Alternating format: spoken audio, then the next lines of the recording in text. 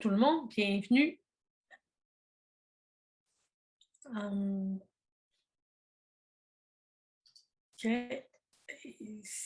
Je vais partager mon écran. Et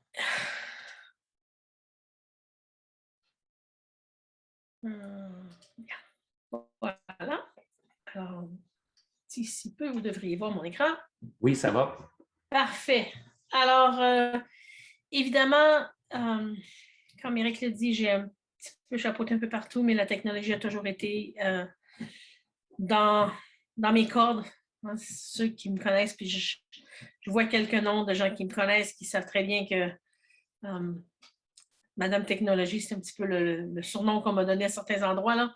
Mais c'est certain qu'on parle d'écriture, on parle d'aider nos élèves en difficulté d'écriture, mais à partir des outils de technologie. Il y a plein de choses, il y a plein de choses d'autres à faire. Mais ici, c'est une série sur les outils technologiques que nous avons divisé la dernière fois sur la lecture, cette fois-ci sur l'écriture. Alors, évidemment, ça va me faire ça. Alors, écrire, c'est quoi exactement? Puis je suis allée chercher la définition du Robert en ligne, c'est de mettre des signes, de faire des symboles pour représenter quelque chose. Alors, on parle de la phonétique, de la calligraphie.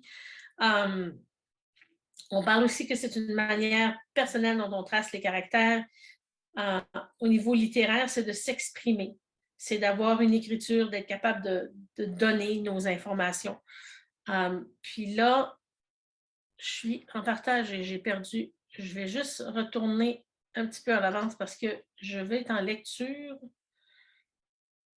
et j'ai perdu mes pages derrière. Alors, je vais juste arrêter la lecture, pas partager mon écran, mais je vais aller en lecture avec... Ah, voilà. Parce que j'ai mes notes à côté, puis sans mes notes, des fois, on peut... Je crois que c'est 1h30 qui va passer très, très rapidement. Je vais m'arrêter à quelques occasions pour des questions si on en a besoin. Alors, posez-les et je pense qu'Éric, tu es le modérateur de ça. Questions soit à main levée ou avec... Absolument. OK. Alors, moi, je vais partir de ceci et y arriver. Alors, la définition de l'écriture, et on sait, l'écriture, c'est tout un processus qui commence dès la préécriture, de faire des lignes, de faire des traits. Et j'ai assez travaillé longtemps avec les ergothérapeutes et les orthophonistes pour qu'ils me parlent de la préécriture. Mais ici, on en parle à des élèves qui ont de la difficulté en écriture. Alors, on est donc dans une phase où on est en train d'écrire. Les ateliers qui allaient davantage vers les élèves de 3 à 12, c'est quand même certain que ce que j'entends, c'est qu'on nous donne aussi en première, deuxième année d'écrire des paragraphes, d'écrire des petites phrases. C'est un peu le même principe. Beaucoup plus simple à faire, par contre, mais on y va comme ça. Alors, un élément de difficulté, ce serait quoi? Qu'est-ce qu'on peut voir comme difficulté chez un élève? C'est quoi les difficultés d'un élève en difficulté d'écriture? Nommez, s'il y en a qui peuvent lever la main, nommez-moi quelques difficultés que vous pouvez voir.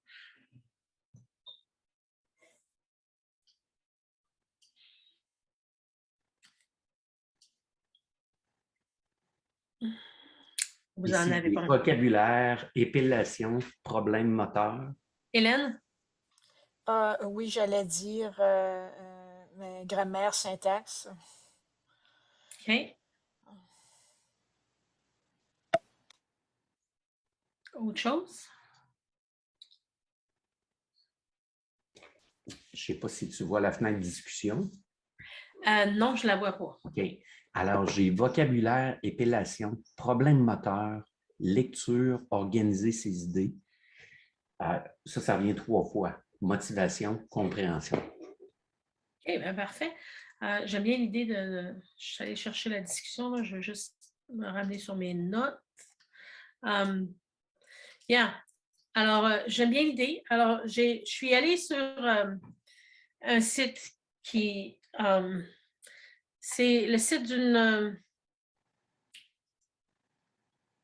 orthopédagogue qui parle un petit peu de difficulté. J'ai mis le lien, je crois que ce lien-là est déjà là-dessus. Mais l'écriture exige l'utilisation de plusieurs habiletés. On a parlé de grammaire, l'orthographe, la formation des lettres, le vocabulaire, la ponctuation, l'utilisation des majuscules, des points. Et il y a tellement de choses au niveau de l'écriture qu'un élève qui est en difficulté d'écriture est tellement concentré à essayer de tout mettre en place que le message devient difficile pour lui à mettre. Parce que si je veux écrire un mot, il faut que je pense comment je le laisse, c'est quoi la lettre, c'est comment je forme la lettre, c'est quoi la lettre qui vient après, est-ce que je mets des S, est-ce que je mets pas des S, il y a tout ce son-là. Alors, puis pour que l'écriture soit efficace, tout ça doit être appliqué pratiquement spontanément. Et ce qu'on sait de nos élèves en difficulté, c'est que ce n'est pas le cas. Les défis les défis, tout au long du cheminement scolaire, les défis liés à l'écriture continuent d'augmenter. Les élèves doivent rédiger des histoires, les reviser, effectuer des recherches, prendre des notes, passer des tests, des examens, et ça n'arrête pas. Alors, les élèves qui ont des troubles d'apprentissage ou des difficultés d'apprentissage, parce qu'on sait qu'on en a plusieurs on aimerait se dire qu'ils ont des troubles, mais un trouble n'est pas diagnostiqué tant qu'il n'est pas diagnostiqué. Alors, c'est des difficultés d'apprentissage, sont souvent accusés de procrastiner, de ne pas faire d'efforts. Ils se découragent s'ils n'obtiennent pas l'aide dont ils ont besoin. Donc, il est important pour que nous, on soit capable de mettre en place, d'écouter puis de comprendre ce qu'il y en est. Mais on parle, entre autres, des difficultés d'écrire des lettres, de représenter correctement un son de syllabe, de faire des mots, de comprendre la grammaire, d'écrire des phrases complètes, de trouver des idées pertinentes, de les exprimer par écrit, de les lier, ces idées, et de développer un vocabulaire diversifié, entre autres. Puis, en plus, on va aller dire de s'autocorriger. Puis là, c'est pas évident. S'autocorriger, qu'est-ce que c'est l'autocorrection? Puis peut-être que, Éric, je ferai appel à toi après avec ton article dont tu me parlais. Alors, comment est-ce qu'on peut appuyer l'élève? Un élève qui est en difficulté, c'est que j'arrête pas de... Je ne dis pas que j'arrête. Comme j'ai dit en lecture, on n'arrête pas de lui enseigner comment décoder, comment lire. On n'arrête pas de lui enseigner les règles de grammaire. On ne lui arrête pas de montrer comment on va faire des phrases, structurer des phrases. Mais à un moment donné, on a besoin de compensation. On a besoin de compenser pour permettre à cet enfant-là d'exprimer ce qu'il est capable de faire.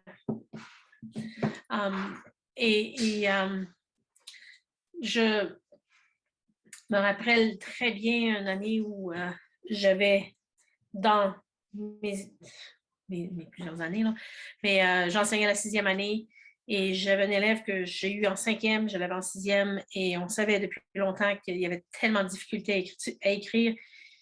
Et quand c'est venu le temps de corriger son examen, parce qu'à l'école où j'étais à ce moment-là, on corrigeait les tests de rendement de 6e année d'écriture, on s'est mis à 5 pour lire son texte. Tellement l'écriture, la grammaire était mauvaise. Mais lorsqu'on a compris son histoire avait un début, un milieu, une fin. Son histoire était logique, son histoire était drôle. Mais il a fallu passer au-delà de ces outils. Puis à ce moment-là, les outils dont je vous parle, il y en avait très peu qui existaient. Là. Puis c'était pas gratuit, c'était pas là dans la classe comme on était. Alors, je peux comprendre la frustration que cet enfant-là vivait au quotidien quand il y avait des idées comme ça à faire des belles histoires, puis que personne ne les comprenait, puis qu'à chaque fois, il se ramassait avec une note qui n'avait pas de rapport parce qu'on ne pouvait pas lire. Mais cette fois, j'étais décidée que quand on essayait de faire notre possible pour bien comprendre. Alors, lui donner l'accès à des outils technologiques, développer une habitude et l'accompagner le plus long. C'est de l'accompagner jusqu'à temps qu'il en développe une habitude. Parce que c'est une chose de plus à faire. Mais à la longue, si on lui permet s'il se développe une habitude, il va réaliser que ce n'est pas une chose de plus à faire. C'est comme la chose de plus à faire que j'ai à faire tous les matins, c'est de mettre mes lunettes. J'ai besoin de mes lunettes, j'ai des problèmes de pied ce matin. Tous les matins, quand je me lève, je ne peux pas ne pas marcher sans mes souliers avec mes orthèses dans la maison. Je suis comme ça. Donc, c'est une chose de plus à faire. Mais mon Dieu, que je me sens mieux à la fin de la journée. J'ai pas mal à la tête parce que mes yeux ne voient pas. J'ai pas mal aux pieds parce que j'ai marché. Donc, pour un élève avec ces difficultés-là, il faut faire ces parallèles-là avec lui et l'accompagner. Créer une équipe de soutien, les autres élèves, ses parents, l'élève lui-même, les enseignants, les accompagnateurs pédagogiques, tous les gens qui travaillent autour de lui avec cet élève-là, créer une équipe solide et en développer le besoin qui va te dire « Wow, j'ai besoin de mes outils ».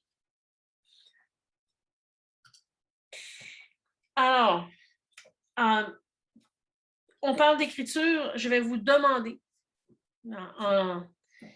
quel est le processus d'écriture que vous suivez? C'est quoi le processus d'écriture? Puis là, on parle du moment où on est capable d'écrire plus qu'un mot.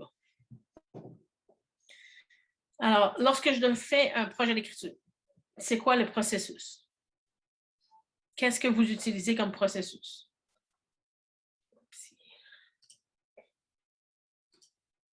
Bon, on va planifier, oui.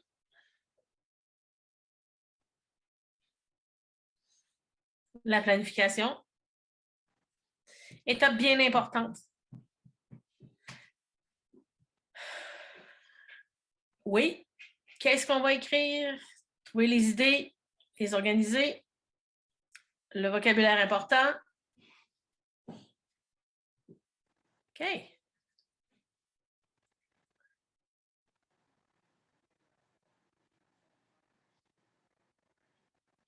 Autre chose? Non? Ben, l'écriture suit un processus. C'est dans tous les programmes d'études. Il y a un processus d'écriture qui est développé. On parle, pour ceux qui ont travaillé du temps des ateliers d'écriture, on a l'atelier d'écriture, il y a tout un processus. Écrire quelque chose, il y a un processus. Alors, vous avez parlé de planifier. Le processus qui est et qu'on voit partout dans tous les programmes d'études, et quand je dis en tout, là, je suis allée, c'est ce processus-là qui est la planification, donc avant la rédaction. Et cette planification, on va y arriver tout à l'heure à voir. Je vais parler d'outils à partir de ce dessin-là, qui est vraiment la partie importante. La rédaction, c'est-à-dire donc ce qu'on appelait le brouillon, et qui est maintenant le premier ébauche parce que lorsqu'on le fait à l'ordinateur, on sait bien que c'est notre ébauche, on va le retravailler, on va changer des choses, on va enlever des choses, on va rééditer notre texte au lieu de le recopier de 12 millions de fois sur le papier. On a la révision, qui est la révision des idées et des structures, la correction et la langue. Ces deux étapes-là, révision et correction, sont souvent mis dans une,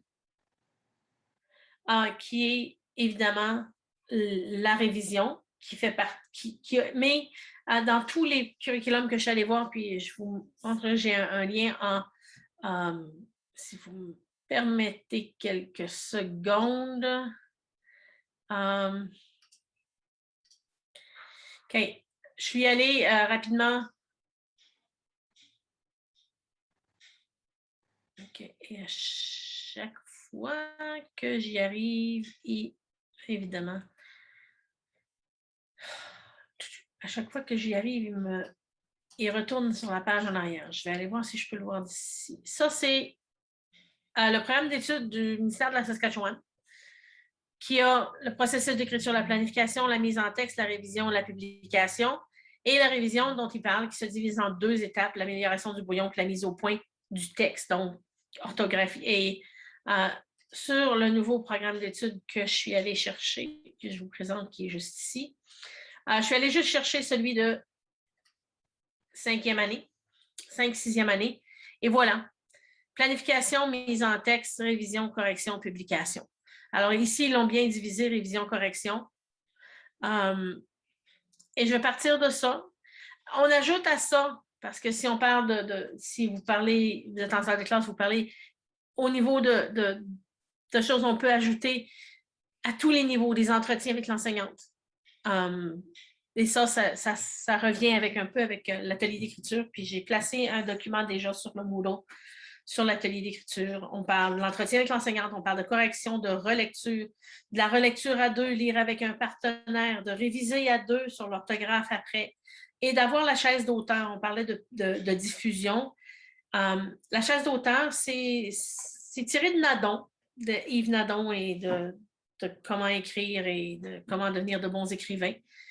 Si vous n'avez pas vu ces livres, je vous encourage à aller voir. Certains de ces livres sont écrits par des traductions de Lucy Calkins, mais des bonnes choses. Et on parle de la chaise d'auteur à tout moment. Alors, pendant une période d'écriture, tu remarques comme enseignant que un tel élève a écrit un paragraphe que tu aimes bien parce qu'il est structuré exactement comme la mini-leçon que tu as fait. Bien, amène la chaise d'auteur, fais-le s'asseoir, puis permets-lui de partager ce bon moment. Peut-être qu'à la fin, son histoire n'a ni queue ni tête, mais il a écrit un paragraphe comme tu voulais. Donc, la chaise d'auteur sert un petit peu à ça.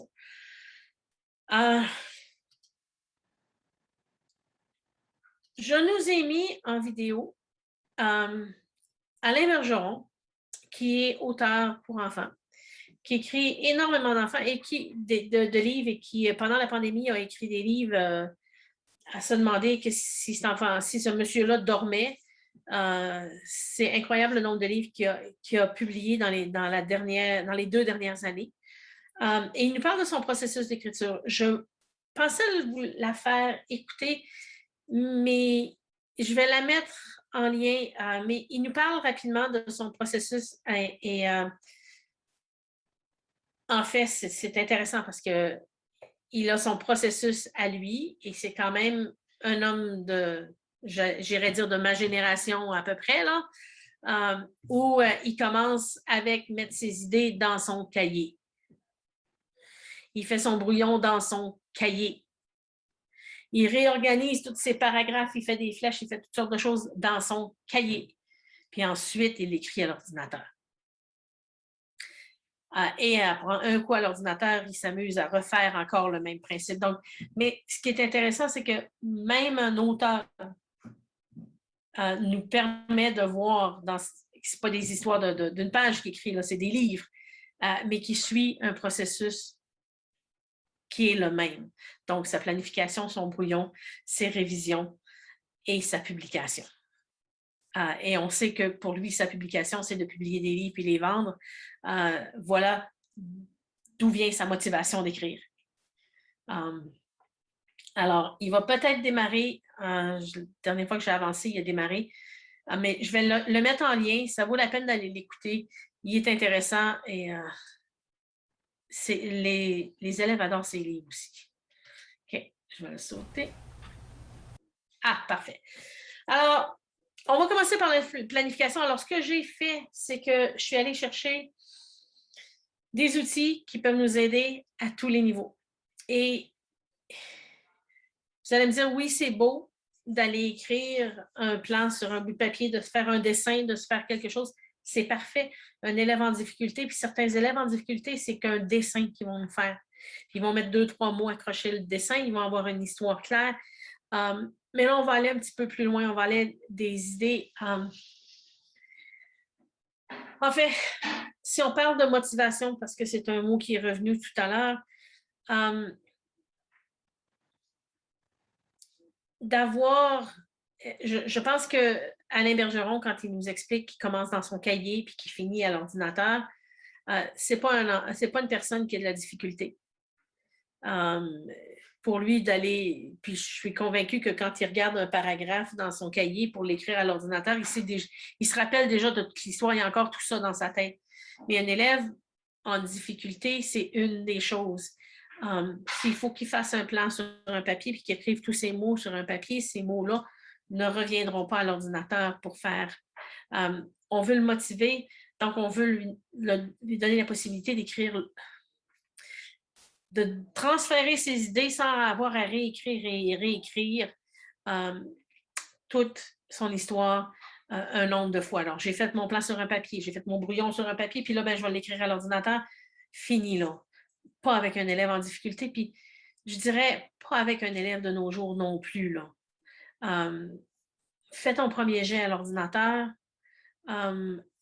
Si toi, comme enseignant, tu veux qu'il l'imprime pour qu'il le regarde puis qu'on le regarde ensemble, c'est correct. Mais au moins, son texte est là, il n'y a pas à le réécrire une deuxième fois quand il veut aller faire ses corrections. Il faut qu'il bénéficie du... Si écrire des mots, c'est difficile pour lui, de lui faire réécrire les mêmes mots. Puis je sais, j'ai un élève qui a écrit le mot neige dans un paragraphe l'année dernière. Il a écrit 4 fois le mot neige et 4 fois il était écrit différemment. Et j'ai dit, t'aurais pu regarder, là, chercher une fois, mais donc, s'il faut refaire et écrire tout ça, ben neige va être écrit différemment aux différents endroits la prochaine fois. Donc, au niveau de la planification, il y a plusieurs étapes que j'en ai mis là, mais s'assurer que les élèves comprennent bien les attentes face à la situation d'écriture. C'est quoi le but de la situation d'écriture? Activer les connaissances, aller chercher, faire un remue-ménage avec l'ensemble de la classe pour aller trouver, ou avec un petit groupe si c'est nécessaire. Faire sortir des idées, les organiser, choisir les plus pertinentes, puis ensuite faire le plan. Donc, et ça peut même aller à, écoute, moi, je voudrais faire une histoire qui se passe dans le nord de la France en 1800, puis je ne sais pas trop ça avait l'air de quoi. Je vais aller faire une mini-recherche pour aller me chercher de l'information. Je vais aller lire un texte là-dessus. Nadon est un très, très fort à parler de la littératie, puis je me rappelle pour ceux qui ont eu la chance de le voir il y a quelques années lorsqu'il est venu au congrès, il disait qu'il y avait une rencontre avec une enseignante qui disait, ben oui, mais mon enfant, mon élève a écrit une histoire, mais dans son histoire, il y a la même fin qu'un livre qu'on avait dans la classe. Puis il dit oui, ça l'a inspiré. Mais il a fait une autre histoire qui a la même fin. Donc, il ne dit pas que c'est mauvais pour un jeune. Au début, un écrivain du début, d'aller chercher des passages ou des choses d'un livre qui l'inspire. Alors, il a parlé d'un hibou savant, d'un hibou qui était super savant. L'élève l'a utilisé. C'est pas du plagiat, il veut s'inspirer. Puis quand on commence à écrire et qu'on a besoin d'idées, le mieux, c'est de lire. Et quand on lit, bien, ce vocabulaire-là, ces tournons de phrases-là vont se retrouver dans nos histoires. Et il racontait qu'un de ses élèves est allé, puis il cherchait, puis ben, qu'est-ce que tu... Ah, je cherche une phrase, monsieur, tu as lu le livre l'autre fois, et il y avait une belle phrase, je veux la mettre dans mon texte. Donc, plus on lit, plus on est capable de comprendre puis d'aller chercher des tournons de phrases à mettre dans nos textes. Alors, on fait appel aux connaissances qu'on a. On cherche c'est qui notre public cible et on fait notre plan. Et dans notre plan, ben, j'ai parlé d'outils qui sont là. Malheureusement, ça va vite, excusez, il faut que j'aille dans un autre écran.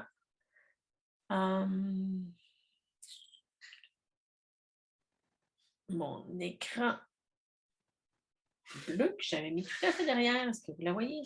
Qui est là? OK. Alors, j'ai parlé de certains outils. Il y a certains outils qui sont de base Google.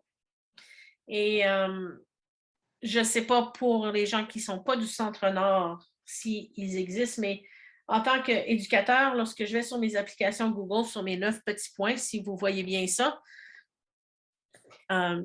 Eric ou Hélène, un petit pouce pour m'assurer que vous le voyez bien parce que c'est les seuls visages que je vois. Là, je vois Google. OK. Alors, si je clique sur mes 9 petits points, la gaufre ou comment vous l'appelez, et que je descends vers le bas, j'ai 2 applications ici. 2 applications Google qui est MindMaster et Mindomo, qui sont Mindomo qui est ici. Qui sont des outils de carte mentale, de schéma, un peu à l'inspiration. Et je dirais que je sais pertinemment, puis là, j'ai de la difficulté parce que je ne vois pas d'où vous êtes exactement. Je sais que les gens du Centre-Nord, le logiciel d'inspiration existe encore pour les enseignants. Vous allez le chercher, il existe. Et il ne peut pas être sur les Chromebooks parce qu'Inspiration n'est pas web-based. On n'a pas acheté la version anglaise. Ils ont arrêté de faire une version française à partir du moment où tout est allé basé sur en ligne. Là. Alors, à ce moment-là, il y a d'autres qui sont sortis. Alors, Mindomo, que je vais vous présenter ici, qui est un outil. Alors, je me suis permis de... Je vais vous montrer de quoi il a l'air en schéma. Alors, je suis partie sur une histoire de chevalier. Alors, il me permet de le voir en...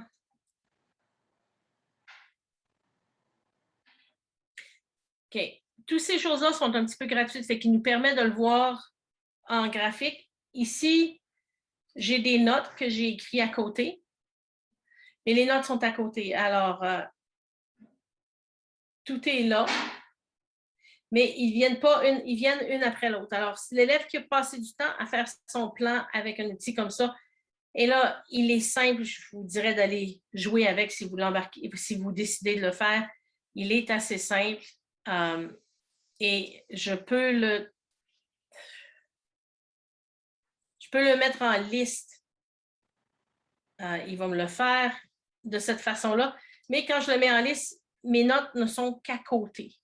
Par contre, si c'est déjà écrit, si l'élève a déjà fait son plan et a écrit des mots, ben, quand il rentre dans son texte, il peut tout simplement aller les copier et les coller. J'ai essayé d'aller l'imprimer. Et lorsque je l'imprime, il me donne... Parce que ce n'est pas des versions complètes, ce n'est pas des versions payantes, il y a une grande partie qu'on ne peut pas aller faire. Alors, je vais fermer celui-là, mais alors ça, c'est la partie carte. Je peux enlever, je peux ajouter des textes, je peux ajouter, je vais y ajouter un en dessous, un à côté. Alors, ils sont aussi simples que ça, c'est en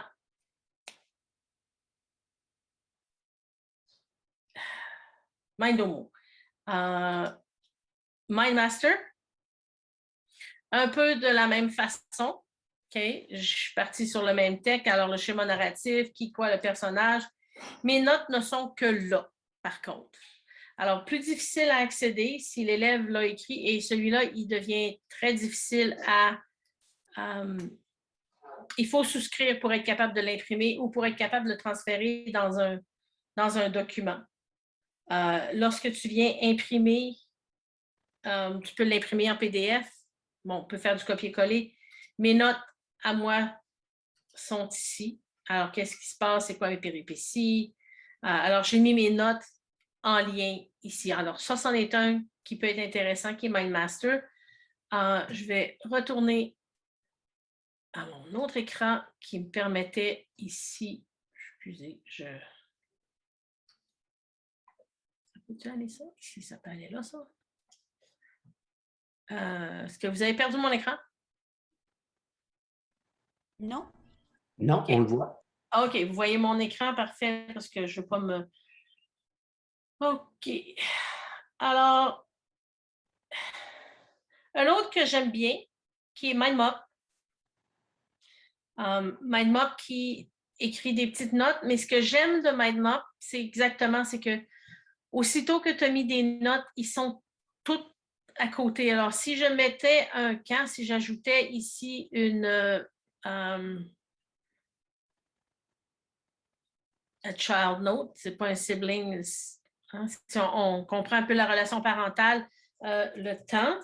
Alors, si je mettais le temps et que je voulais y mettre une note, la petite note, c'est ici que je la mets. Alors, dans le temps, je peux mettre ma note sur le temps. Alors, dans les années 1500, et là, il est là. Et lui, lorsque je peux, avec MindMap, qui n'est pas un qui est là, mais tout ça, c'est des inscriptions avec Google. Alors, quand tu veux commencer, tu vas sur mindmap.com et inscris-toi avec Google et ça rentre bien. On peut y mettre des images. Celui-là, selon moi, se rapproche un petit peu plus à cause de tous ces icônes d'inspiration. Et il va faire,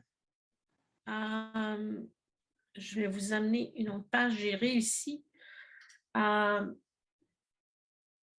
Je l'ai téléchargé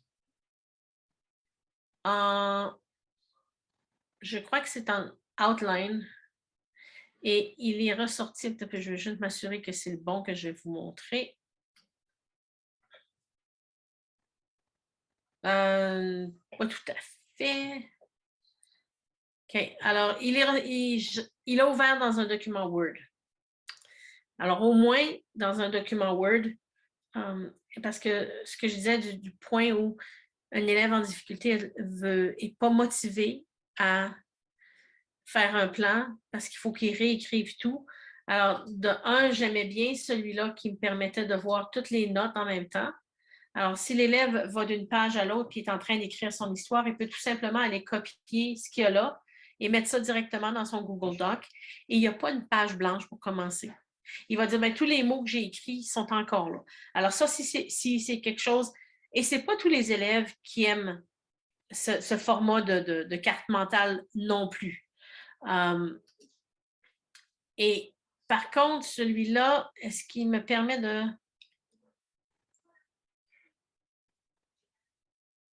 Non.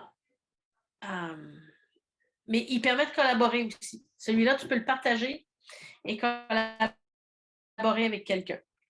Et je pense que c'est ça. Quand j'ai fait... Je vais le refaire encore. Non, tu vois, il me demande... Alors, je suis rentrée avec mon compte. Ça, c'est MindMap. Je vais juste retourner pour voir, m'assurer que j'ai fait... OK, j'ai fait MindOmo. J'ai fait MindMaster. J'ai fait MindMap qui est ici. D'autres qui me sont arrivés dernièrement. Ce que j'aimais beaucoup d'inspiration. Et je sais qu'il reste encore des comptes et on va y arriver plus tard, mais comme enseignant, c'est que le plan pouvait partir directement du plan et rentrer dans un Google Doc ou dans Word. Et ton plan ça te créait une page qui te permettait de commencer tout de suite à écrire. Et ça enlevait le syndrome de la page blanche d'un élève qui a de la difficulté à écrire. C'est pris du temps. Si quelqu'un a pris du temps avec lui pour faire le plan, il est déjà là. Excusez. OK. Je reviens. OK. L'autre que j'ai découvert, il s'appelle Coggle. Lui, plus ou moins, toutes tes informations doivent être écrites là et tu l'imprimes en forme de PDF. Autrement, tu dois avoir une version, mais c'est un peu tout le même. Il y en a énormément. Bubbleless, ça c'est MindMap, qu'on vient de voir. J'avais Bubbleless, que je ne vois pas, évidemment. Ah, il est ici. Ça, c'est Bubbleless. Et lui aussi ne permet pas de faire des notes, mais permet de mettre tout ça déjà là. Alors, schéma narratif, qui, quand, quoi, c'est qui les personnages. Et là, je dois mettre mes informations dans des bulles. L'élément déclencheur, ils sont ici.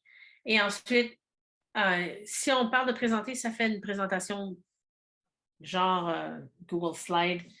On n'en est pas là. Et lui me permet tout simplement de save as et plein de textes qu'il a ouvert et il va me dire que ça prend la meilleure façon, c'est toujours de l'imprimer de l'imprimer comme un PDF. Fit to page. Alors, donc, Poplet que j'ai ouvert. Et j'ai une question dans le chat, Annie. Oui, Comment ajoute-t-on des bulles aux deuxièmes bulles dans Mindomo? dans Mindomo, Mindomo, oui. combien j'ajoute des bulles ici ou à celle-là? Oui, celle-là. Ben, de la même façon, je vais y ajouter un sous-sujet. Oups, non, pas celui-là. Alors, si je suis ici, j'ai mes notes. Bonne question. Est-ce que je me suis rendue plus loin que ça?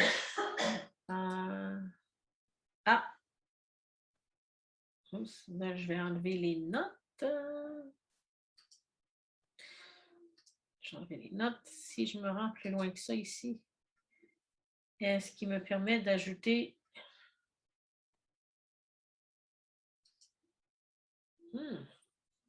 Est-ce que tu dis, c'est ce qui peut aller plus loin? Secondaire. OK. Alors, si je suis ici et que j'y mets un sujet secondaire, il va le faire. OK. Donc, c'est toujours... Merci. OK. C'est le sujet secondaire à celui-là. Si je le fais ici, il va me faire juste un autre sujet à la même étage. Donc, dans celui-là, c'est secondaire. Dans l'autre, il l'appelait sibling and... comment il l'appelait? OK. Alors, comme je vous dis, j'en ai fait plusieurs. J'avais ouvert Poplet, là, mais pour le point que je ne veux pas passer plus de temps à le chercher.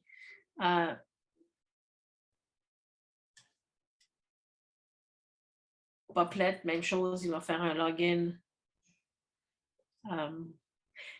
Il est intéressant. Et je vais faire un sign-in avec Google.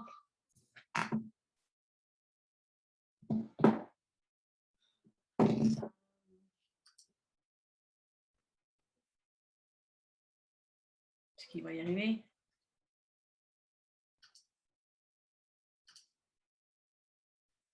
Alors, je fais un nouveau Poplet. Il est aussi... Poplet est sur mon autre écran, c'est ça. Alors, tout simplement, c'est que je lui... Et là, il est ici. Je lui donne... Make a new bubble. Il les appelle des bubbles, puis des... Et là, alors ici, à partir de là, je peux créer des nouveaux qui viennent. Et à ce moment-là, c'est la même chose. Dans celui-là, je dois mettre toutes mes informations dans ces boîtes-là. L'imprimer plus tard, mais je peux mettre toutes mes informations dans ces boîtes-là. Alors, je l'ai trouvé plus complexe. Tu peux changer l'écriture, la couleur à l'intérieur, mais tu ne peux pas ajouter de texte, de boîte de notes à côté. C'est simplement des boîtes qui viennent en haut, en bas, à droite, à gauche. L'autre chose que j'avais, c'est simplement à l'intérieur d'un Google Doc. Je peux faire un plan à partir de Google Doc et dans plusieurs où il y a plein de gabarits qui existent. Et sur le site du ministère de l'Éducation, si vous cherchez, vous allez trouver plein de gabarits qui existent. Moi, je vais juste m'assurer que je trouverai ce que je cherche. Évidemment, j'ai trop de fenêtres. Oui. Alors, ici, et je peux le faire de plusieurs façons, d'une façon intéressante. J'ai un des élèves qui me dit « Ah, j'aime pas ça. » C'est un plan. Tu veux me donner tes idées? Souvent, on a quelqu'un à côté de lui qui va écrire pour lui. Dans ce cas ici, si l'élève veut donner ses idées, alors, mettons que j'ai un gabarit. C'est l'introduction, les personnages, le lieu. Oups, excusez les fautes. L'élément déclencheur.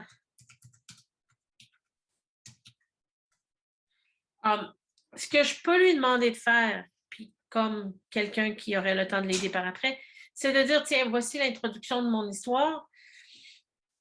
Je vais aller lui mettre une note vocale. Alors, dans Read Write, qu'on avait encore, là, si vous vous rappelez, c'est le petit pièce de casse-tête qui est là. Dans ReadWrite, j'ai la possibilité de faire une note vocale. Alors, c'est ce que je vais faire. Je vais mettre une note vocale. Alors, je vais l'enregistrer.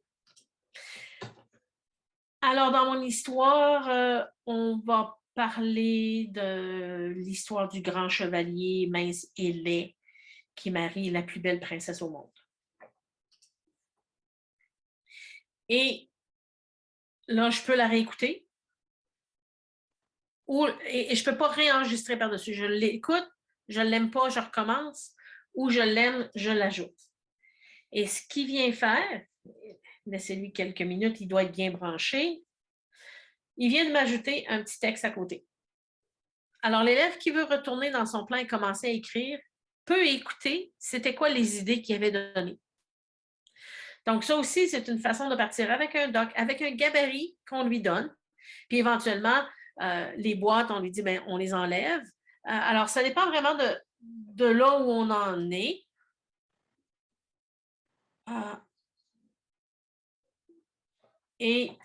Donc, c'est des façons de le faire.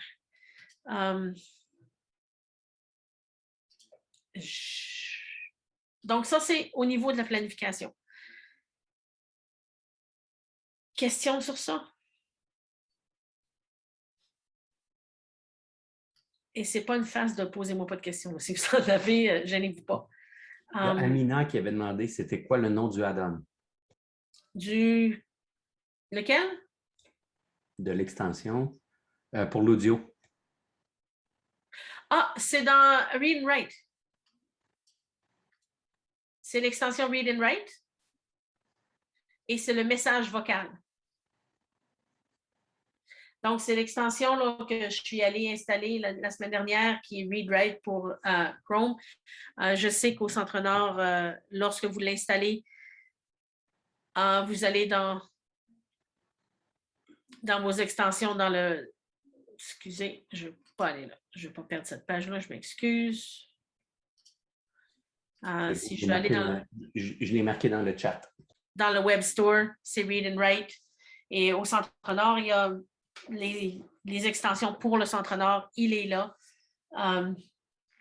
Donc, c'est quand même le fun. Fait que l'élève peut se réécouter par après. Il va se réécouter. Alors, il est en train d'écrire et il peut se réécouter.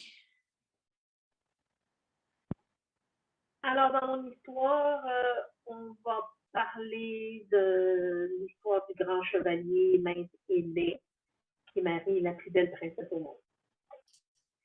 Et là, ça lui permet de... Alors, dans mon histoire, on va parler... Ça lui permet de retourner à plusieurs reprises et de dire, OK, c'est ça que je voulais dire, c'est ça que je voulais dire. Et quelqu'un qui a vu son plan, supposons que tu as un entretien comme enseignante avec ton élève, bien, tu pourrais te dire, alors, un chevalier qui marie une belle princesse.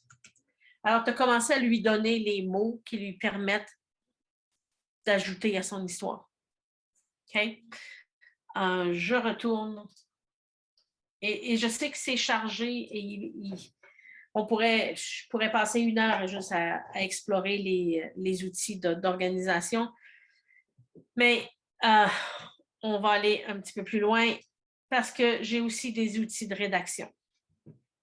Alors, les 3 grands outils de rédaction, celui qui est le plus connu, entre autres au Centre-Nord, je crois qu'au Sud, ils l'ont aussi. Est-ce qu'il y a des gens du Franco-Sud qui pourraient me dire, est-ce que vous avez ReadWrite?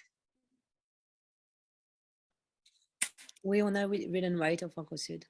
OK, merci, Karen. Ah oui. Alors, Read and Write, il est au Franco-Sud, il est au Centre-Nord. WordQ est au Nord-Ouest, le Centre-Est, je ne sais pas, je ne crois pas qu'on a quelqu'un du Centre-Est, mais ils avaient WordQ pendant des années. Je ne sais pas si on est revenu avec ReadWrite, ça fait quand même 4 ans que je n'ai pas fait le tour des conseils scolaires. Alors, mais ReadWrite, WordQ, et j'ai parlé de Lexibar. Alors, je vais parler de Lexibar après. Alors, au niveau de la rédaction, c'est sa première version. On met l'accent davantage sur le contenu que sur la forme. C'est-à-dire, sors tes idées, mon petit gars. Sors tes idées, ma petite fille.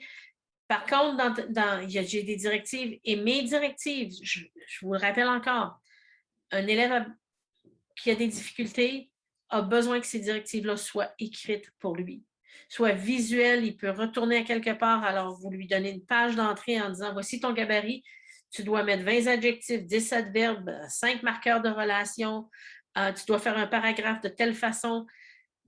Ça peut être là, parce qu'il peut revenir et le voir en le faisant. OK. Alors, en écriture, on a parlé de WordQ et tout ça. Il y a aussi l'accessibilité de la tablette. Je suis convaincue que vous êtes plusieurs qui utilisez votre téléphone et qui aiment bien que... J'aime pas qu'il m'auto-corrige, mais j'aime bien être capable de choisir les mots quand j'ai 3-4 lettres de fait puis j'ai pas besoin d'écrire la fin du mot.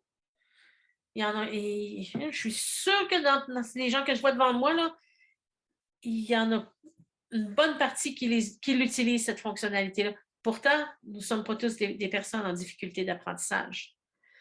Mais on l'utilise parce que ça nous aide. C'est certain qu'un enfant en difficulté, des fois, a de la difficulté à choisir le bon mot. Mais c'est à force de revoir ce mot-là, puis j'avais fait des études sur les prédicteurs de mots, parce que ton téléphone, c'est ça qu'il fait, ta tablette, c'est ça qu'il fait, il prédit des mots. C'est qu'après avoir changé ton mot, puis avoir vu ce même mot-là plusieurs fois, tu vas finir par le réécrire, puis apprendre la façon de le faire correctement. Je sais qu'il y a quand même des études qui vont prouver le contraire, qui disent que c'est à force de les écrire à la main, en cursive, qu'on va finir par les apprendre. Mais là, on parle de nos outils électroniques. Il y a la dictée vocale, et on va y revenir dans ReadWrite tout à l'heure. La dictée vocale fonctionne pour un enfant francophone qui n'a pas trop de difficultés à parler. Alors, si l'enfant a un gros accent, la dictée vocale ne va pas toujours donner ce qu'il veut. Et on va parler de la dictée vocale quand je vais retourner dans Word et on va faire le tour. Je vous ai parlé de Lexibar. Il y a WordQ. WordQ et ReadWrite vont faire pas mal la même chose. J'ai installé WordQ sur mon ordinateur. Je voulais vous le démontrer. WordQ fonctionne dans Word. Et il va faire exactement les mêmes choses. Il est très, très simple. Il y a 3 icônes. C'est la prédiction de mots, la relecture, puis la liste. Alors, c'est juste tout ce qu'il va me faire. ReadWrite, et je vais aller de l'avant. Comme j'ai dit la dernière fois, Lexibar, c'est l'outil, c'est la Cadillac.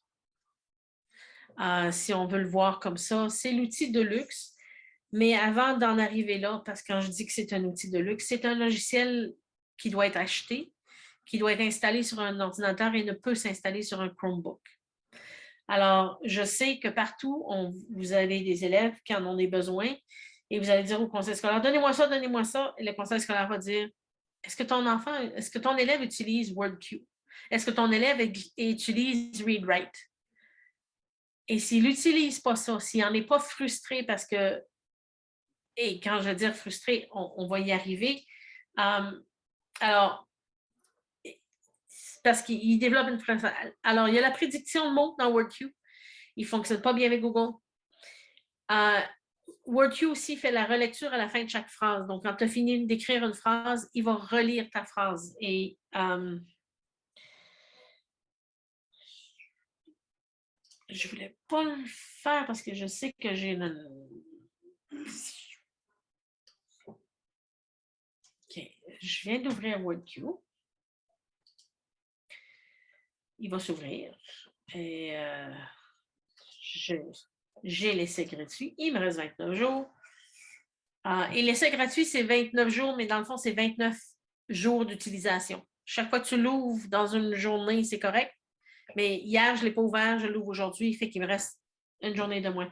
Alors, WordQ, ce n'est que ça. J'ai besoin de créer un compte rapide, mais c'est ça. Tes options sont tes voix, tout ce qui est là, la prédiction, je peux choisir combien de mots je veux. Je peux aussi y ajouter des mots. Il est vraiment simple. Mais lorsque j'écris avec WordQ, il est, il y a deux. Alors, voilà ce que je vais faire. Un. Ici, il va aussi me donner des exemples. Un incendie s'est déclaré. Alors, ça, c'est la beauté de... Princesse. On va enlever ça. C'est la beauté de WordQ, où il va te donner des exemples d'utilisation de certains mots qui sont plus complexes. Je l'ai enlevé. Alors, quand j'ai parlé de frustration, c'est que j'essaie d'écrire éléphant. Et là, je l'ai écrit quand même pas si mal. Éléphant. Alors, en allant chercher, Élégant. en allant écouter chacun des mots, l'élève peut trouver. Éléphant. Ah, éléphant, c'est un PH. Okay. Élément. Éléphant. Alors, je peux choisir. Qui. Il y a éléphant gentil. Okay. Alors, quand j'entends cette phrase-là une autre fois, parce que je vais le faire. Il y a éléphant gentil. Ah, il y a des éléphants gentils. Okay. Alors là, je peux refaire lire cette phrase-là. Oups. Il y a des éléphants gentils. Hey, là, ça sonne mieux que je pensais. Je vais fermer WordQ. Et quand je quitte, il me demande d'enregistrer. Je dis oui parce qu'il sauve l'utilisation de mes mots. Alors, la prochaine fois que je vais commencer E-L-E-F, il va le sauver. Frustration, c'est qu'il est un petit peu au son, mais pas autant qu'on le voudrait. Je vais aller ici et utiliser maintenant la prédiction de WordQ. Alors, le prédicteur de mots, pas dans WordQ, dans ReadWrite. Et je vais aller davantage. OK. Je vais retourner à ma page. Je m'excuse, je vais sauter vite là, mais je veux ici. Alors, voici les outils qu'on pourra utiliser au moment de l'écriture. J'ai la prédiction, j'ai le dictionnaire visuel, les outils de lecture, j'ai la dictée vocale, j'ai la traduction pour un mot si j'ai besoin d'un mot. Il y a le collecteur de vocabulaire, on va parler de à quoi il peut servir. Et il y a quand même la dictée vocale. Je vais retourner dans mon doc de tout à l'heure. OK. Alors, je suis ici. Je veux mon prédicteur de mots. Et il est là. Les. La. Même chose. Il va me lire les mots. Alors, je commence à écrire. Il. Est.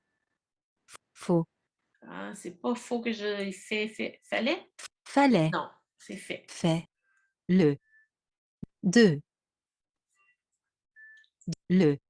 Beaucoup. Berner. Beau. Il fait beau. Alors. Et. Le. U. Aurait. De.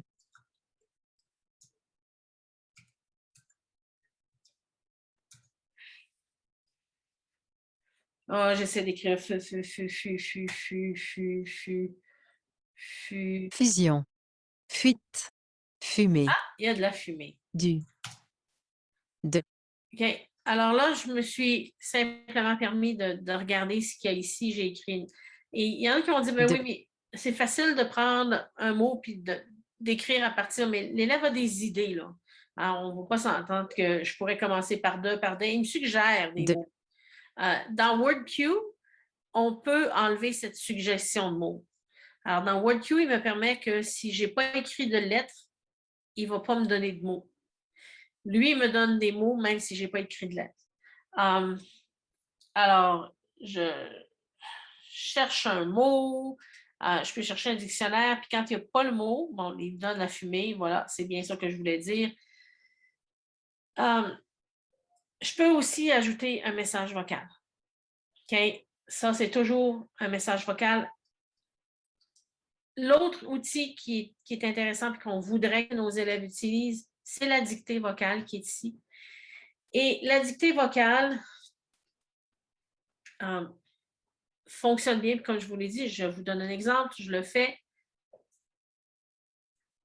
Hier soir,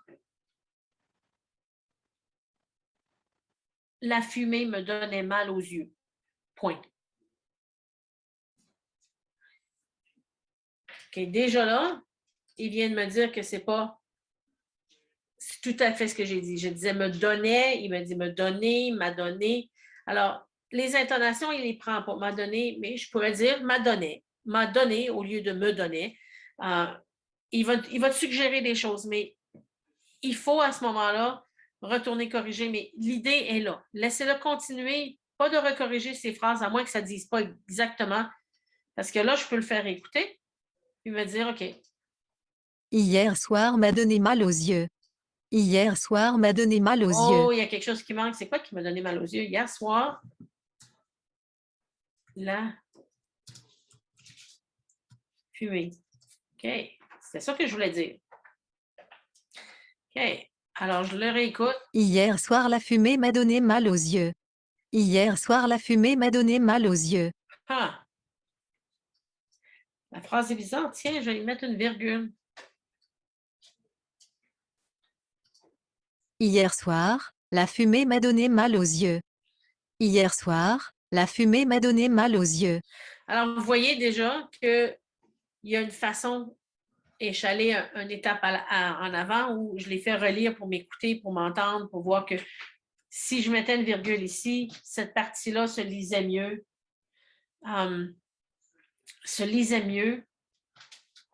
Dans son ensemble. Ça, c'est la dictée vocale. Mais des élèves deviennent frustrés parce que ça n'écrit pas ce qu'ils veulent. Et une des raisons que ça n'écrit pas ce qu'ils veulent, et quand je dis de les accompagner, de travailler avec eux, c'est qu'avant de dicter une phrase, je veux quand j'ai travaillé avec eux, c'était, okay, si je veux utiliser la dictée vocale, 1, construis ta phrase dans ta tête. Qu'est-ce que tu vas écrire? 2, dis-la.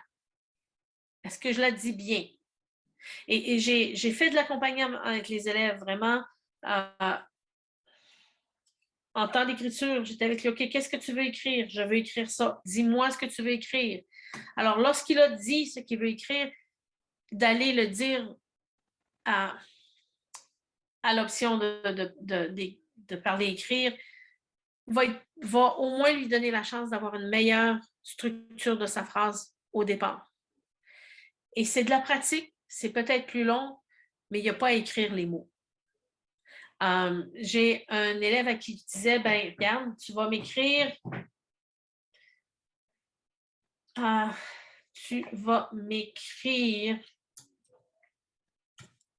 paragraphe au complet, puis après, on va travailler la dictée. Parce que je sais que c'est un élève qui était capable de travailler avec le prédicteur, mais qui préférait la dictée. Et je voulais quand même continuer de travailler l'écriture. Je veux que tu écrives, je veux que tu les trouves, tes mots, parce que tu les connais, tu es capable de prendre tes mots. Oui, la dictée, c'est plus facile parce que la dictée lui permettait d'écrire des histoires plus longues.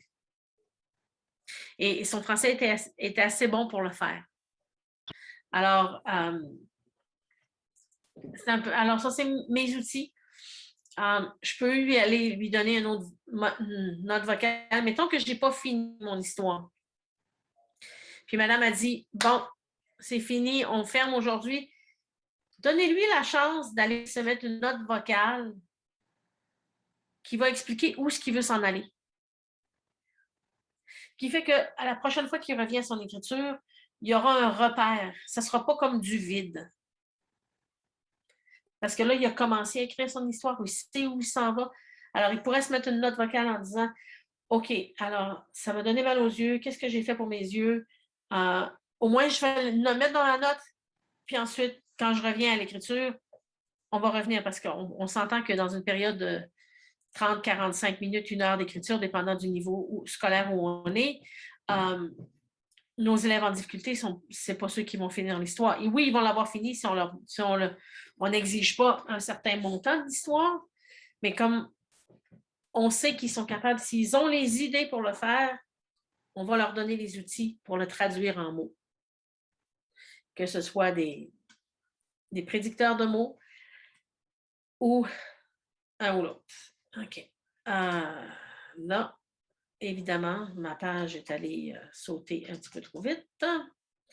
Alors, le surligneur et le correcteur, quand je vous parlais du surligneur ou du correcteur tout à l'heure, je me disais, si vous demandez qu'ils écrivent qu'il y a des mots, par exemple, vous lui avez donné une liste de 20 adverbes et ils doivent en utiliser 5 de ça, bien, l'élève pourrait aller chercher dans la liste et le coller et le surligner pour se dire « Ah, j'ai mis ça, ah, j'ai mis ça ». Alors, il pourrait déjà, au départ, avoir sa liste d'adverbes soulignée en jaune, la liste d'adjectifs soulignés en rouge, des mots de transition que tu veux qu'il utilise en vert. Et comme ça, dans son texte, il pourrait se repérer en disant « Oui, madame, regarde, je suis rendue à 19. Oui, madame, j'en ai 5. Parce que d'aller lui-même les repérer après qu'il les a mis dans son texte, c'est une autre étape. Donc, il y a... puis là, je n'ai pas de liste, mais si je disais beau, c'est un adjectif que je voulais qu'il mette, je vais le mettre en bleu, il est beau. Alors, je pourrais mettre, alors, surligne-moi en bleu, va chercher dans ton texte, je veux que tu ajoutes ou que tu mettes. Dans un premier temps, au niveau du brouillon, c'est peut-être pas là qu'il va aller le mettre, c'est peut-être au niveau de la révision qu'on va aller les ajouter. Mais si l'élève est plus habitué, puis qu'il y a toujours cette liste, tu lui donnes une liste d'adverbes, des référents qu'il peut aller chercher, puis des référents qu'il peut aller chercher dans un autre onglet là, à côté de lui. Là. Pas sur une page à côté. Parce que là, sur une page à côté, il va aller écrire ceux qu'il est capable d'écrire, ceux que c'est facile pour lui d'écrire. Et si tu les as dans une page à côté qui peut tout simplement dire, OK, qu'est-ce que ça veut dire beau? Beau, ça ne me dit rien. Je vais aller voir ce que beau veut dire. Ah, beau, ça veut dire un beau gâteau.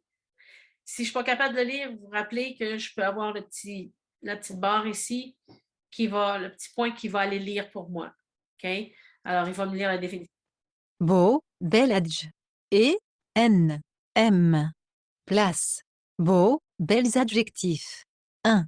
Qui crée une impression agréable. Un beau paysage, une belle aquarelle, de beaux OK, j'ai enfants. compris ce que ça voulait dire. Donc, je vais aller le mettre dans mon texte. Alors, s'il y a déjà cette liste de référents, il va pouvoir aller l'ajouter dans son texte en écrivant. Au début, ça sera plutôt au niveau de l'édition, mais plus il va avancer, plus il va être capable de le faire en écrivant parce que plus il y a des mots, des référents qu'il peut voir, plus il va être capable d'aller les mettre en place. OK. Ça, c'est ReadWrite, nos outils. Prédicteurs, les dictionnaires, les outils de lecture, le traducteur, si j'ai un mot, la dictée vocale, et nos mots, le surligneur et le collecteur. Le collecteur, c'est ce qui va faire juste notre collecteur, si je prends un autre mot et que je le mets en vert, et que je prends un mot ici, que je le mets en jaune, et que je mets celui-là ici en rose, mon collecteur, il va me créer un document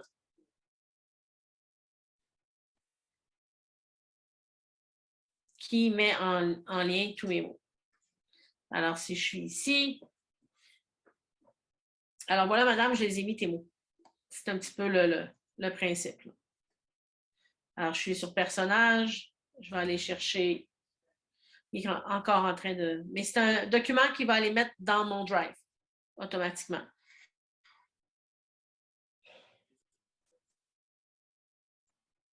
OK.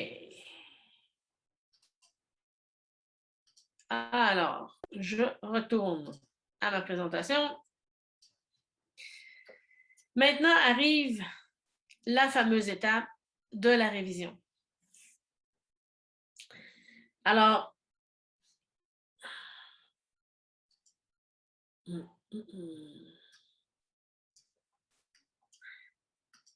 ma révision qui, je perds, ah voilà. Alors, dans la révision qui se divise en 2 étapes, voici des étapes, et ça vient du processus d'écriture de la Saskatchewan, des étapes qu'ils ont mis claires. Relecture du texte de façon critique à partir de critères bien définis. Madame a dit tant de mots, qu'est-ce que j'ai fait? Est-ce que je les ai? La lecture par les pairs, est-ce que quelqu'un peut le lire pour moi? Ou est-ce que je peux me le faire lire par la machine pour comprendre qu'est-ce que j'ai oublié? Là, quand je l'écoute, est-ce que ça fait du sens? Alors, je vais retourner dans mon Google Doc, je vais prendre les outils de lecture, je vais me faire relire pour voir, est-ce que j'ai oublié des mots? Est-ce que mon histoire se tient? Est-ce que les idées s'enchaînent? Est-ce que j'ai choisi les bons mots? Est-ce qu'il y a d'autres mots que je peux changer? Est-ce que je pourrais mettre des mots plus forts, plus puissants? Dépendant de ce que vous enseignez en salle de classe, est-ce qu'il y a des mots que madame nous a donnés que je pourrais aller chercher parce que j'ai utilisé, j'ai fait la chose, j'ai mis la chose sur le bureau. Quels sont les autres mots que je peux utiliser? Alors là, c'est la modification du texte. Donc, contenu des commentaires, des réactions des autres. Et c'est les changements relevant du fond, genre le choix de mots, le développement des idées, la suffisance du texte. Est-ce que je l'ai mis assez de détails? Est-ce qu'il manque des détails? Est-ce que j'ai des détails que je n'ai pas besoin d'avoir? Est-ce que ça s'enchaîne bien? Est-ce que mon texte est bien organisé? Est-ce que j'ai parlé d'une chose avant que je devrais changer de place? Et est-ce que mes phrases se lisent bien? Ça, c'est la partie révision. Et encore là, quand je disais WordQ, ReadWrite et Lexibar, c'est encore parce que chacun de ceux-là ont des habilités de lire le texte.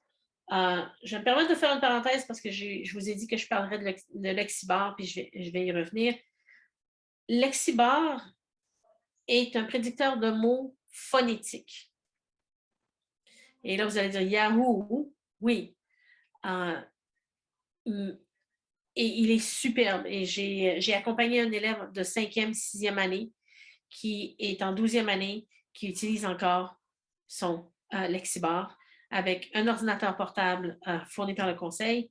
Mais c'était un besoin d'avoir Lexibar parce que on avait développé, oui, j'utilise le prédicteur de mots dans ReadWrite, mais ça ne donne pas le mot que je cherche parce qu'il n'est pas phonétique. Il s'améliore, mais il n'est pas phonétique comme Lexibar. Lexibar est vraiment spécialisé, mais pour y avoir accès, il va falloir faire la démonstration que tu as travaillé avec ton élève, qu'il utilise ReadWrite ou WordQ, et que là, il est limité par l'outil d'aide. C'est un enfant qui a développé une volonté d'écrire, qui est motivé à écrire, mais qui est limité par l'outil d'aide qui ne répond pas à tous ses besoins. Alors, si tu es capable d'avoir ça, de prouver que cet enfant-là est vraiment limité par l'outil, ben là, on a ce qu'il faut pour commencer. C'est sûr qu'on en parle à la direction en premier, mais Lexibar a cette...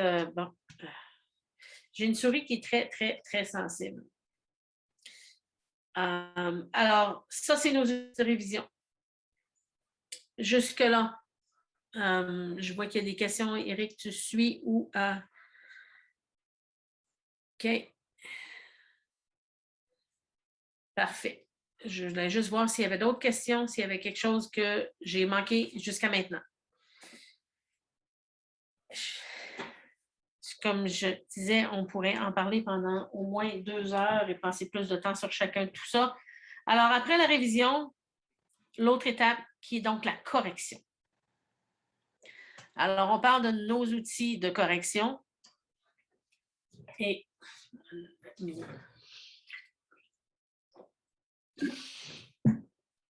alors, nos outils de correction, j'en ai placé quelques-uns ici parce que ReadWrite, parce que WordQ, parce que Lexibar vont aussi te permettre de retourner dans un mot et te montrer, il y a quelque chose. Dans Google Doc, il y a des mots qui sont soulignés. Dans Word, j'ai un mot qui est souligné avec un clic à droite, il va me donner ça. Est-ce qu'il me donne des synonymes? Par contre, c'est beau tous ces correcteurs-là, mais est-ce que l'élève fait le bon choix? Bien, à ce moment-là, ça aussi, ça fait partie de ce qu'on doit lui enseigner quand je suis dans Word et que j'écris un mot, puis qui est mal écrit, puis que je clique à droite, puis qu'il me donne deux choix. Lequel des deux je vais choisir? C'est un apprentissage. Lexiban va t'aider à faire de la correction de la même façon qu'il va souligner puis il va dire il y a quelque chose dans ce mot-là. Là, on arrive à d'autres outils de correction qui sont Antidote, bien connu au secondaire. Au secondaire et plus, Antidote n'est pas vraiment utilisé, en tout cas. Moi, je ne l'ai pas vu utiliser à l'élémentaire. On est encore en rudiment, puis il y a tellement de choses, puis il donne tellement d'instructions que si tu n'arrives pas à le lire, c'est difficile. J'ai découvert aujourd'hui que Reverso est un outil de correction. En fait, je suis allée chercher des outils de correction et Reverso serait un petit peu mieux que Bon Patron. Bon Patron, c'est c'est le mien. J'aime bien mon Bon Patron qui... est-ce que c'est lui? OK, bonpatron.com, je vais aller le chercher.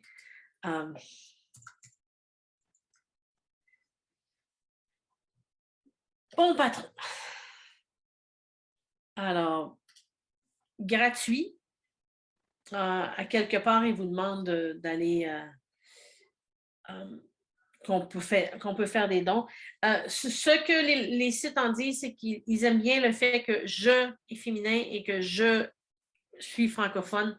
Alors, il va vérifier des choses. Il va me donner un exemple, par exemple. Je vais lui demander un exemple. Il va me donner un texte et il va vous montrer qu'est-ce qu'il a corrigé. Et ça, avec ReadWrite, si j'ai besoin. Allez. Ah, j'ai pas le... OK, ReadWrite. Il peut me le lire aussi. Alors, le nom de mon maire. Puis là, si je clique dessus, il me dit, ce que j'aime, c'est qu'il ne te corrige pas pour toi. Comparé à ce que Antidote va faire, où il va te donner la correction, puis tu fais juste cliquer sur le crochet, puis il te corrige. Lui, il va te donner il dit, ce mot est féminin, doit être placé devant un déterminant, mais juste à le regarder, le nom de mon maire. Ah, OK. Alors là, je peux aller dedans, le nom de ma mère, et je continue. Elle était née. Ah, là, il ne me donne pas trop. Je ne le sais pas. Au Chine. En Chine. Ah, ça dit en Chine. Alors, je peux corriger. Il va tout montrer. En fait, il ne montre pas tout. Selon le site que j'ai découvert, il corrigerait 40. Je vais vous montrer. Il corrigerait. OK. C'est parce qu'ils sont en train de comparer leur site Scribble, qui va faire de la correction pour toi. Et tu envoies leur texte et ils vont te le corriger. Ça peut prendre de 24 heures, 3 jours ou une semaine, dépendant du texte. Et il va tout trouver les fautes, c'est ce qu'ils te disent. Il me montre ici Reverso, qui va trouver 44 fautes sur 76. On me dit qu'est-ce qui est bon, qu'est-ce qui n'est pas bon. Il donne des indications. La fenêtre est encore plus petite que celle de Bon Patron. Bon Patron va trouver 39 fautes sur 76. C'est pas idéal, mais il est quand même, il a quand même trouvé beaucoup de fautes ici. Et si je veux les indications, il me le dit encore ici, puis je peux même aller chercher dans Mon Patron des exercices pour certaines choses. Si je veux mieux apprendre, si je veux trouver des choses. Il va me donner une conjugaison de verbes, un enrichissement de vocabulaire, le dictionnaire. Alors, il va me donner quand même des outils intéressants. Et si je ne me trompe pas, parce que c'est ce que j'avais entendu à l'époque, Mon Patron a été développé par des gens de l'Alberta. de Yové, si j'entends, et il fonctionne autant en anglais qu'en français. Donc, c'est un peu l'idée. Alors, quand j'ai fini de corriger certaines fautes, c'est pas et immigré, il y a quelque chose qui ne va pas avec immigré. Immigré, il m'a montré un avec 2 M. Et, oups.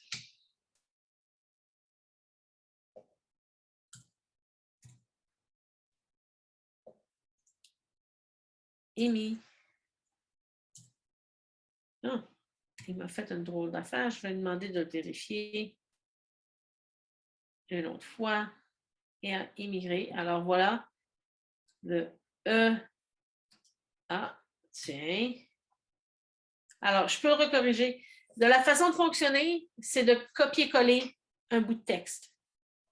Alors, je vais dans mon texte que j'ai commencé à écrire, je copie, je viens le coller là-dedans, je lui demande de vérifier le texte. Quand il a fini, je le copie et je vais le coller, je vais remplacer le texte qui est dans mon texte à moi. Et toujours, je n'ai pas enseigné les langues dernièrement, mais j'ai toujours dit que le moment où je retournerai enseigner les langues, je n'accepterai pas un texte qui n'a pas passé dans mon patron. Parce que certaines fautes, là, un petit, il manque un E, là. C'est quelque chose qu'on a dû apprendre, qu'on a dû enseigner l'élève. Si ça lui est montré dans le visage avec des surligneurs, il va le voir. Les fautes de base qu'on a pratiquées, il va le voir et éventuellement, s'il a fait un paragraphe qui revient, il va dire « Oh, regarde, j'ai la même faute dans l'autre paragraphe, je vais aller le corriger avant de le mettre. » J'ai vu des élèves utiliser Bon Patron qui sont très compétitifs, qui, en voyant tout ça, se sentaient frustrés et alors ont décidé de « too bad, j'arrête ». Et j'en ai qui mettaient un paragraphe et avant de mettre l'autre paragraphe, aller vérifier s'il y avait des fautes qui avaient déjà corrigées dans l'autre qui se retrouvaient là pour ne pas les voir apparaître en couleur dans la page de Mon Patron. Et je dis toujours aux élèves, quand on travaille dans Mon Patron, je ne vous demande pas de corriger chacune des fautes que vous voyez là, parce qu'il y a des choses que vous n'avez pas appris. C'est un correcteur pour tous. Tu ne peux pas choisir, je suis un élève de 4e année ou de 5e ou de 10e ou de 11e année. Il va te corriger tout ce qu'il peut trouver.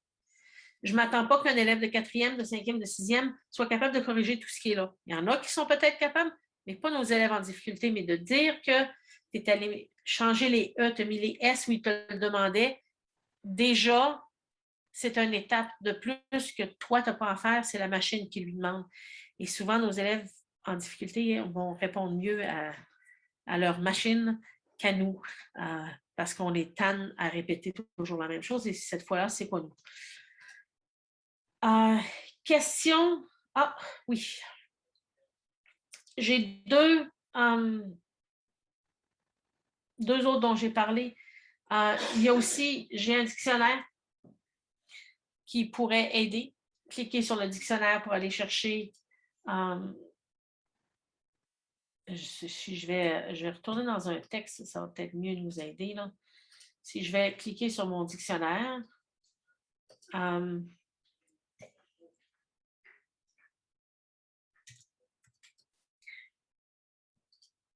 il peut me donner la définition, mais je peux aussi aller plus tard lui demander là, il me le traduit de comment il devrait être traduit, parce que je n'ai pas changé mon dictionnaire en français, mais je peux le faire.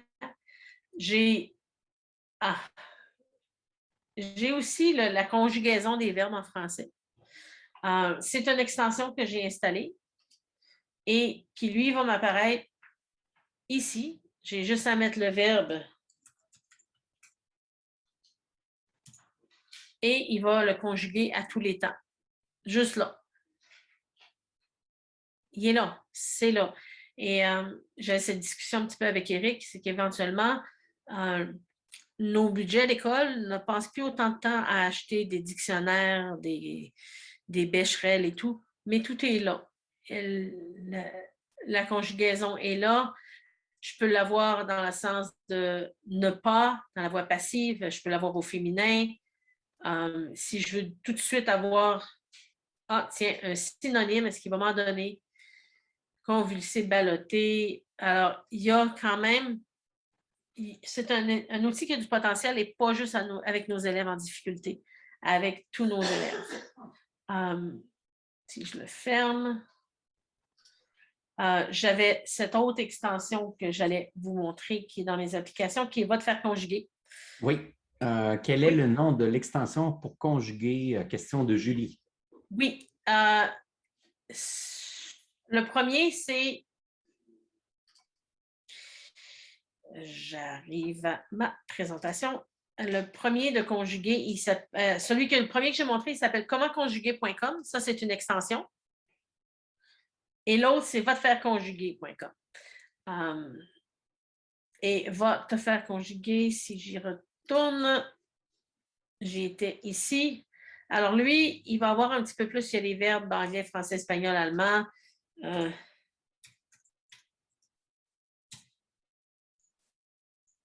Et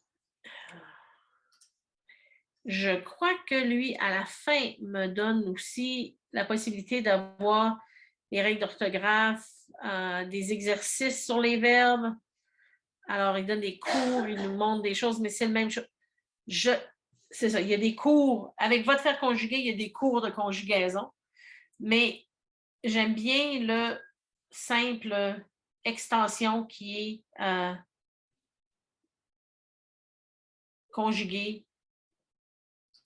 Commentconjuguer.com, ce qui est ces petits points-là. Et il existe, c'est dans les extensions de Google. Et en fait, je l'ai fait installer à tous les élèves dans la classe l'année dernière, juste parce que quand monsieur allait parler du Becherel, ben, on pouvait aller le voir.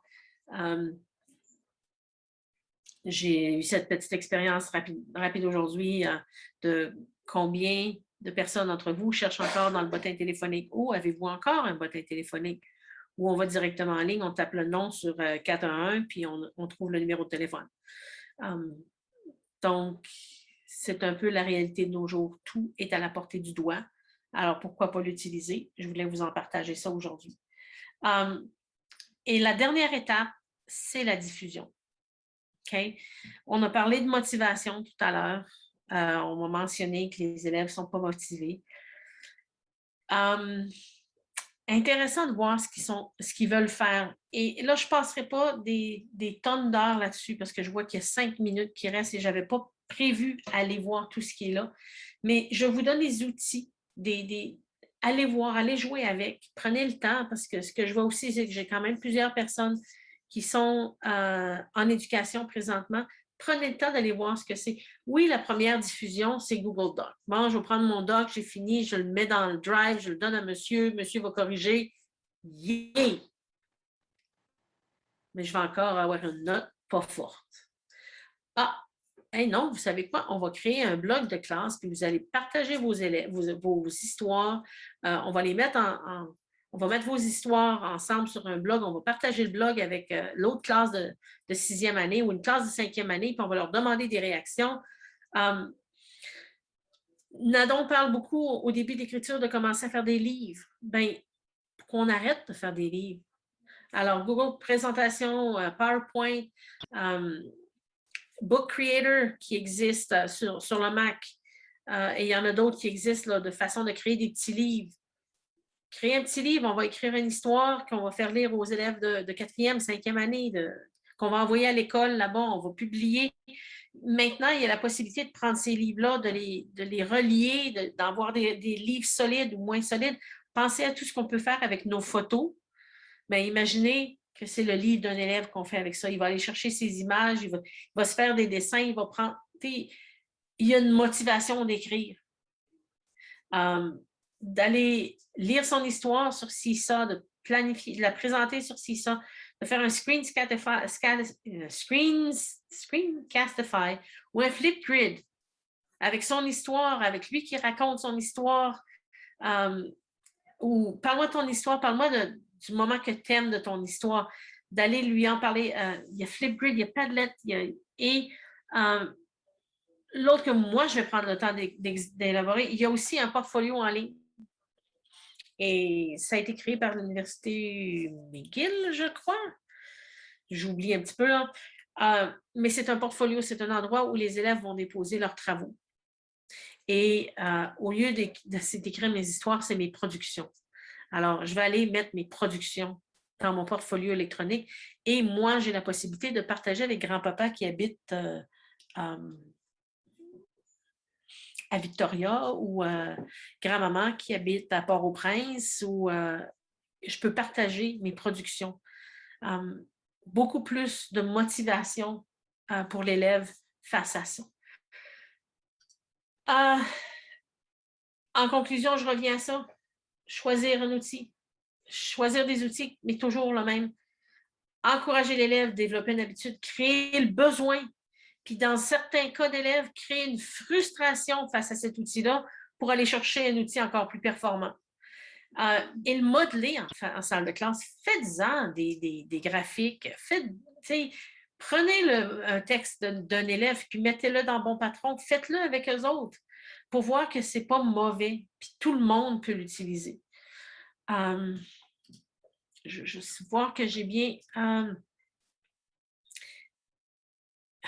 c'est ça. Donc, la langue française, c'est écrite. Ça peut être vraiment complexe pour certains jeunes, mais il y a plein de choses qui doivent être mises en place. Je vous donne juste un petit... Ça demande. Écrire un bon texte, ça s'apprend. Ça demande persévérance, mais surtout le plaisir d'écrire, le plaisir de partager ses idées. Le reste, c'est de la technicalité qui vient après. Je vais, sur ça, vous demander de ne pas oublier de remplir l'évaluation dont vous avez probablement déjà reçu le lien. Mon courriel pour me rejoindre, Éric a dit tout à l'heure que je suis encore au Centre-Nord. Je suis encore au Centre-Nord, mais comme suppléante. Alors, mon courriel, si vous avez des questions, si vous avez quelque chose que vous avez manqué, que vous voulez avoir plus d'informations, que vous voulez que j'aille dans vos écoles, je suis ouverte. Alors, merci. Et ça, c'est des liens que je mettrai sur le Moodle aussi. Je crois que 2 de ceux sont déjà là.